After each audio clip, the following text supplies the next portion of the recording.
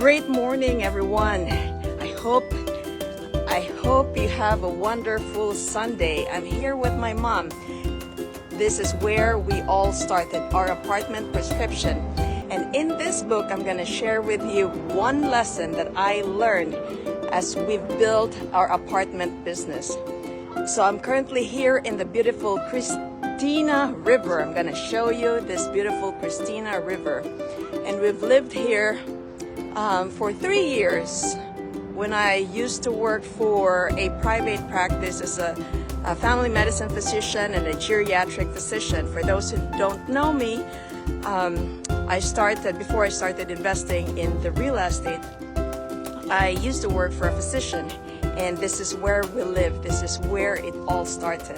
And I love this place because of the Christina River, and the view is always changing, either from the Delaware Rowboat Club to you'll see pirate ships passing by here, boats, yacht. There's also floating boats that pass by here, and you can eat all you can corns and crabs and seafoods. So there's so much going on in this Christina River, and I'm here because I want to share with you where I started. Just like with anyone, right? We don't start, just like with my mentor Grant Cardone, we don't start having thousands of our apartments. And just like you, I started with one, or probably if you're a beginner, you don't have any. And this is where it all began. This is our first unit, which we then grow and scale in our neck of the woods in Pennsylvania. So the book here, my mom is reading our apartment prescription book 2.0, which is passive investing, how to invest in properties by being passive or hands-off landlord investing. In apartment prescription book number 1 is how you want to be an active landlord if you want to do what I do, which is active investing. And so one of the lessons I learned from this that I'm sharing with you in this book is, so here it goes. Here are the top 10 tips I have gathered that I think will be the most helpful when it comes to starting your own real estate business. And there's 10, and I'm gonna share with you lesson number 6. So lesson number 6 is learn how to make your active money invested so you can make passive money. Learn how to make your active money invested so you can make passive money. So what I can share with you, my active money means it's me trading my time for money. It's my job as a physician, the money I get from my employer, and that's actually, if I don't work, I do not get paid. So that's active money. Passive money is money I get not by trading my time, not by trading my effort. It's an investment, it's an asset that I put my active money in, and now it's giving me passive money. So whether I work or not, whether I show up at my job or at my office, I do get the money, the income from that investment property. So there's several asset classes. One is real estate. One could be investing in stocks, bonds, or mutual funds. One could be invested in businesses such as restaurants or other businesses, technology. So there's several asset classes, and real estate is just one of them.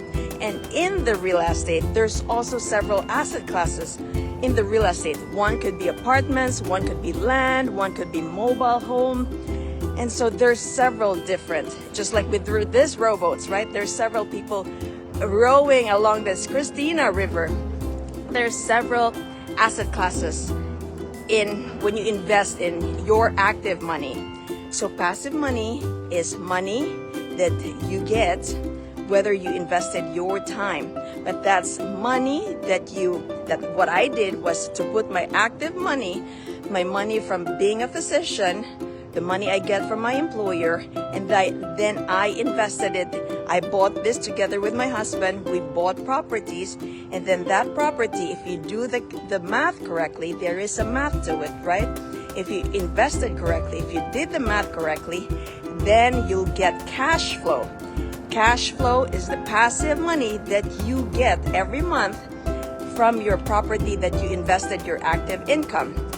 So I hope I provided value to you, and I'm gonna share with you my beautiful view of the Christina River and this beautiful condominiums. The landscape in this river is changing. There's a lot of condominiums sprouting from left to right, front and back. And I love it because what does that do? It lifts the property values. When there is growth in the community, that lifts your property value. When there are people, when there's a lot of activities, when there's a lot of people going into this community, that means there's a lot of activities going on. It's good for the business. It's good for the community here because that means there's more people wanting to live close by in this beautiful Christina River. There's so many businesses thriving, whether it be restaurants or this theater here. Those are banks here. See, in Delaware, it's a tax-free state. So when you buy things such as TV, stereo, any other things, it's tax-free. And that's why there's a lot of businesses in here. They invest in Delaware because of the tax-free.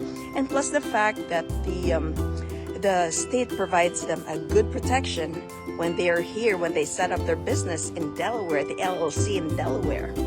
And so I'm gonna share with you my beautiful view.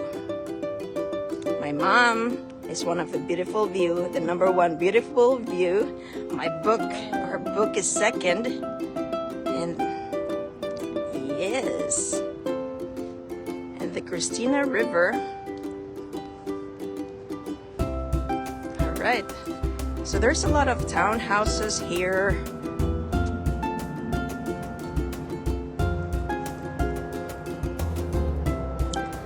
I'm going to be sharing with you the townhouses that was built at the same time when this building was built.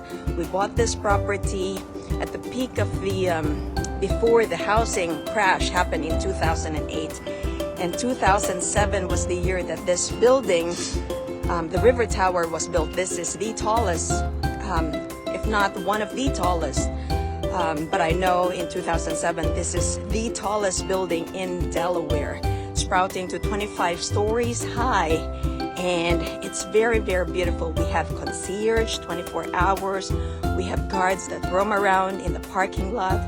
We have the view of the Christina River. We have a pool. We have a deck view. So when there's fireworks for July 4th, there's like live entertainment in the park that you can see the activities going on in the river. And then you have the deck view of the pool. You have a lot of parties going on, and then you have your townhouses here. I'm going to share with you. Those are a lot of townhouses. And this is our River Tower building, the 25.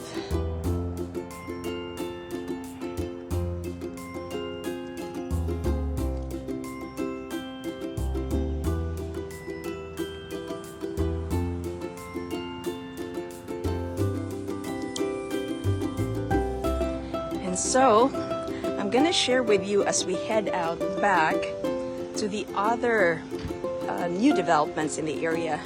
And so when we lived here in 2008, so we bought this before the housing crash. And so when the housing crash happened, we were affected by it. Our property value went down, as I shared in my book. It was cut into half, even though my husband and I were paying our mortgage every month without any miss. We're paying our principal and our interest down, but there was a lot of hardships at that time. So people filed for bankruptcy, people filed for foreclosure. So what that did was that it affected the property value of not just our condominium, but of everybody's property value, because it didn't only happen to Wilmington, Delaware. It happened statewide. It happened to the USA housing crash. You know, it's the USA, right? So that's why it's called USA housing crash. So there's a cyclic event in the USA. They say every 8 to 10 years when there's a correction, that would happen. So that means the property value would go up, and then there's a correction where it will crash. So what that did is, if you did the property math correctly, then you should not be afraid of the correction, because if you do it correctly, then your property should cash flow. You should not have you should not be worried about not having enough cash flow if you did it correctly. So I'm here, we're headed back. So that's the beautiful condominiums, and I'm gonna share with you the new development. That's a new condominium. It's called Luxor, I believe. And those are more condominiums. That's land there that they're gonna develop. They're gonna develop new condominiums. There's several new things that's gonna be built in this area. So stay tuned as I continue to explore Wilmington, Delaware, and the new changes, the growth that's happening in this community. I learned from my mentor, if we're not growing, we are dying. And that's not only true for humans, that's also true for any community. If the community is not growing, meaning there's no development going on, there's no new people coming in, more people are leaving, then that town or that community is dying. And when that town or community is dying, then what can I say? There's no revenue for that town. There's no income for that town. Because how can the town get income? One is through property taxes. Number two is through other means. They could get grants, and that's a source of revenue or income for the town. So if the people are moving out, leaving the town, that means there is no growth. And so if there's no growth, that means the town is dying. So I'll come back here and share with you the growth of this beautiful community here beside Christina River. So my dear friends, take care. I hope I provided value to you, and have a wonderful, blessed Sunday. Take care, my dear friends. Until next time, let's go. Well, cannot wait.